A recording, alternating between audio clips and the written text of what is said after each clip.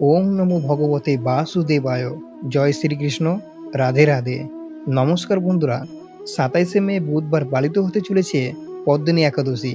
এই পদ্মিনী একাদশী ব্রতটি আপনারা নিষ্ঠার সঙ্গে পালন করবেন এবং এই একাদশীর দিন আপনারা কোন কোন খাবার গ্রহণ করবেন না এবং ভুলেও খাবেন না এই কয়েকটি খাবার। যদি একাদশী ব্রত চলাকালীন এই সব খাবার গ্রহণ করেন, তাহলে এই একটি ভুলের কারণে আপনার সম্পূর্ণ ব্রতের ফল নষ্ট হয়ে যেতে পারে। তাই সনাতন ধর্মে এই একাদশী ব্রতকে বলা হয় সমস্ত ব্রতের রাজা। আর যদি সেই একাদশী হয় অধিক মাস বা মল মাসে, তাকেই বলা হয় পদ্মিনী একাদশী। তাই এই একাদশীর পুণ্য ও মাহাত্ম্য বহুগুণ বেড়ে যায়। এই একাদশীর সাধারণভাবে সারা বছর মোট 24টি ব্রত আসে, প্রতি মাসে দুটো করে। কিন্তু যে বছরে মল মাস থাকে সে বছরে একাদশীর সংখ্যা বেড়ে 26টি হয়। এবং মল মাসে যে একাদশীর দুটি নাম রয়েছে, পদ্মিনী ও পরমা একাদশী। পদ্মিনী একাদশী একটি নির্দিষ্ট মল মাস ছাড়া অন্য কোনো সাধারণ মাসে আসে না। মল মাসে গৃহপ্রবেশ, বিবাহ ও শুভ কাজ করা নিষিদ্ধ থাকে। তাই এই কারণে শুরুতে এই মাসটি অশুভ ও মলিন মাস বলা হয়ে থাকে। যখন এই মাসটি ভগবান শ্রী বিষ্ণুর কাছে গিয়ে দুঃখ প্রকাশ করে, তখন ভগবান বিষ্ণু এই মাসটিতে পুরুষোত্তম দান করে এবং আশীর্বাদ করে। জপ, তপস্যা এবং একাদশী ব্রত সাধারণ মাসের তুলনায় বহুগুণ পূর্ণ ফলদায়ক মনে করা হয়েছে। শ্রোতা বন্ধুরা, উদয় তিথি অনুযায়ী 27শে মে বুধবার এই পদ্মিনী একাদশী ব্রত পালিত হতে চলেছে এবং আপনারা কোন কোন খাবার ভুলেও খাবেন না এবং ব্রতের তাৎপর্য কি রয়েছে, এই একাদশী দিন কি কি করা যাবে না, সবকিছু তুলে ধরবো এই ভিডিওটিতে। তাই এই ভিডিওটি খুবই গুরুত্বপূর্ণ হতে চলেছে এবং ভিডিওটি প্রথম থেকে শেষ পর্যন্ত ভক্তি সহকারে শ্রবণ করবেন। আর এই চ্যানেলে নতুন হয়ে থাকলে চ্যানেলটি সাবস্ক্রাইব করে লাইক করে দিবেন এবং কমেন্টে ভক্তি সহকারে জয় শ্রীকৃষ্ণ জয় লিখতে ভুলবেন না এই শুভ দিনটিতে। ব্রহ্মবৈবর্ত পুরাণ অনুসারে ভগবান শ্রীকৃষ্ণ যুধিষ্ঠিরকে বলেছিলেন যে পদ্মিনী একাদশী ব্রত অত্যন্ত পুণ্যদায়িনী এবং সর্বপাপ বিনাশিনী। এই একটি একাদশী ব্রত পালন করলে বছর অন্যান্য সমস্ত একাদশীর পালনের সমান পুণ্য অর্জিত হয়। ভক্তি ভরে এই ব্রত পালন করলে এবং ব্রত কথা শ্রবণ করলে ভক্ত ভগবান শ্রী বিষ্ণুর আশীর্বাদ লাভ করেন এবং মৃত্যুর পর পরম বৈকুণ্ঠ ধাম প্রাপ্ত হন। তাই পদ্মিনী একাদশীর ব্রত পালন করার সুযোগ আমরা সবসময় পাই না। এই পরম পবিত্র দিনে শুধুমাত্র উপবাস করলেই হয় না, বেশ কিছু খাবার গ্রহণ করা আমাদের শাস্ত্রে সম্পূর্ণ নিষিদ্ধ করা হয়েছে। একটু ভুলের কারণে আপনার সম্পূর্ণ ব্রতের ফল নষ্ট হয়ে যেতে পারে। তাই আজকের এই পর্বে আমরা বিস্তারিতভাবে জানব পদ্মিনী একাদশীর দিন কোন কোন খাবার সম্পূর্ণভাবে গ্রহণ করা যাবে না। একাদশীর দিন অন্য বা যে কোনো ধরনের দানাশস্য খাওয়া সম্পূর্ণ নিষিদ্ধ। কিন্তু কেন? ব্রহ্মবৈবর্ত পুরাণ অনুসারে একাদশীর দিন পৃথিবীর সমস্ত পাপ, অর্থাৎ পাপ পুরুষ চাল, গম এবং অন্যান্য দানাশস্যের মধ্যে আশ্রয় গ্রহণ করেন। তাই এই দিন শস্য গ্রহণ করা মানেই পরোক্ষভাবে পাপ গ্রহণ করা। চাল এবং ভাত, একাদশীতে চাল বা ভাত খাওয়া সবচেয়ে বড় দোষ বলে মনে করা হয়। গম এবং যব, আটা, ময়দা, সুজি বা এ জাতীয় কোনো খাবার দিয়ে তৈরি রুটি, পরোটা বা বিস্কুট খাওয়া যাবে না। ডাল জাতীয় খাবার, মুগ, মসুর, ছোলা, মটর বা যে কোনো প্রকার ডাল একাদশীর দিন নিষিদ্ধ। এমনকি বেসনের তৈরি কোনো খাবার যেমন পকোড়া বা চপ খাওয়া থেকেও বিরত থাকুন। সরষা এবং তেল, রান্নার সরষা বা সরষার তেল ব্যবহার করা যাবে না। মনে রাখবেন, এই নিয়ম শুধু তাদের জন্যই নয় যারা উপবাস করেছেন। ওই দিন পরিবারের সকলেরই এই খাবারগুলো এড়িয়ে চলা উচিত। শুধু শস্য নয়, সবজির ক্ষেত্রেও একাদশীর দিনে করার নিয়ম রয়েছে। আমাদের দৈনন্দিন জীবনে ব্যবহৃত অনেক সবজি একাদশীর দিন তামসিক বলে মনে করা হয়েছে। পেঁয়াজ এবং রসুন, এগুলো তামসিক প্রকৃতির খাবার যা মানুষের মনে ক্রোধ, অহংকার এবং কামনার জন্ম দেয়।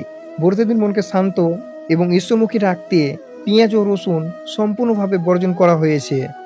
বেগুন, মূলো এবং গাজর, একাদশী দিন এই সবজিগুলো খাওয়া শাস্ত্রে নিষেধ করা হয়েছে।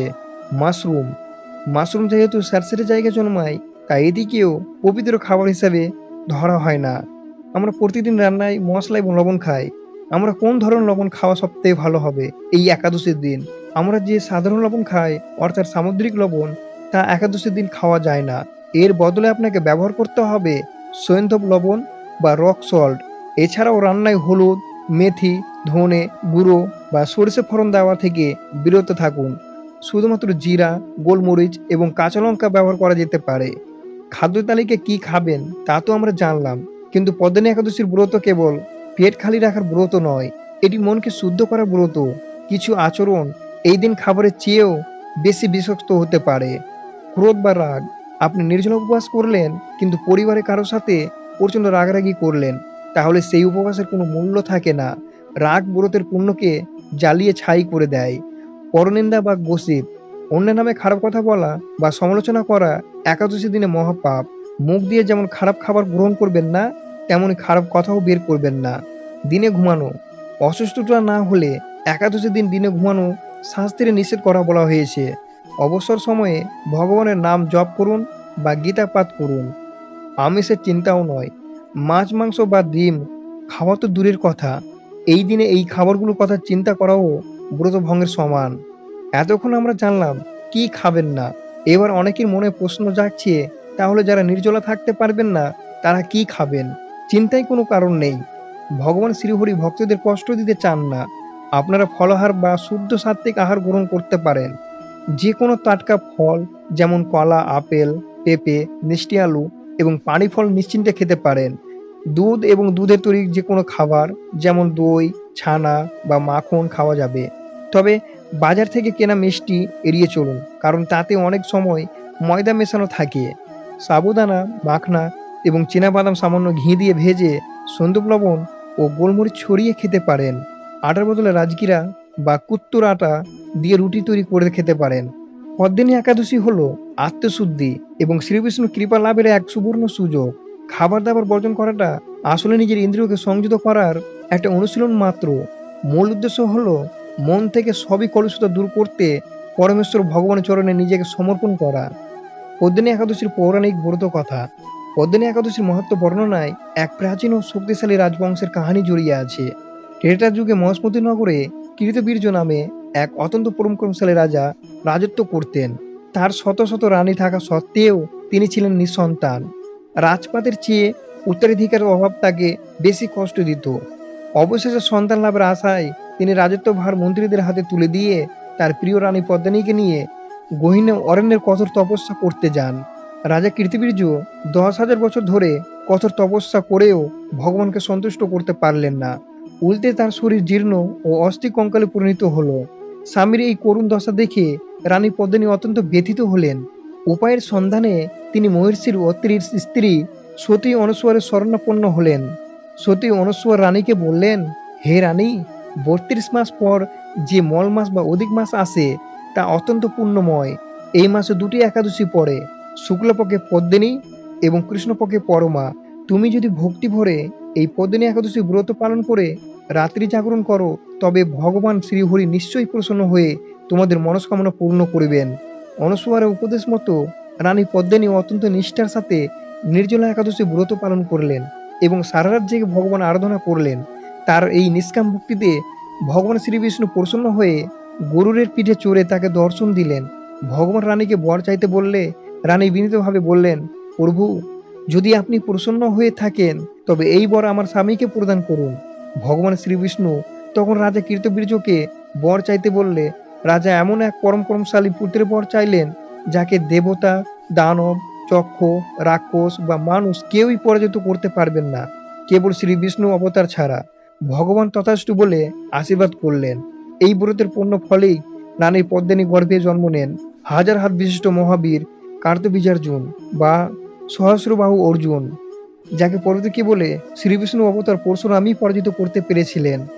অন্যান্য মাসে করা যে কোনো যজ্ঞ বা তপস্যার চেয়ে অধিক মাসে করা এই ব্রত বহুগুণ বেশি ফলদায়ী। এই ব্রত কথা শ্রবণ, কীর্তন বা পাঠ করলে সকল প্রকার জাগতিক শোক থেকে মুক্তি পাওয়া যায়। যিনি নিষ্ঠা ভরে পদ্মিনী একাদশী পালন করেন, মৃত্যুর পর তার যমলোকে যাওয়ার প্রয়োজন হয় না, তিনি সরাসরি শ্রীহরির পরম ধাম স্থানে পান। একাদশী তিথি ভগবান শ্রীহরির কৃপা লাভের সর্বশ্রেষ্ঠ এবং সরল উপায় হল 16 নাম ও 32 নাম অক্ষরের বিশিষ্ট মন্ত্র জপ করা। হরে কৃষ্ণ কৃষ্ণ কৃষ্ণ হরে হরে, হরে রাম রাম রাম হরে হরে। এই মহামন্ত্র মনকে জাগতিক ও চিন্তা ভাবনা থেকে মুক্ত করে এবং ব্রতের সম্পূর্ণ আধ্যাত্মিক ফল প্রদান করে। একাদশীর দিন সারাক্ষণ মনে মনে এই মন্ত্র জপ করা যায়। শ্রীবিষ্ণু দ্বাদশ অক্ষর মন্ত্র, এটি শ্রীবিষ্ণু অত্যন্ত প্রিয় এবং শক্তিশালী একটি মন্ত্র।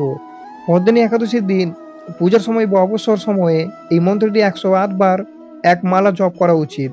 ওম নমো ভগবতে বাসুদেবায়। এর অর্থ হলো, আমি অর্থজামী ভগবান বাসুদেব চরণে আমার সশ্রদ্ধ প্রণাম নিবেদন করছি। এটি মনের সমস্ত কলুষতাকে দূর করে আত্মশুদ্ধি ঘটায়।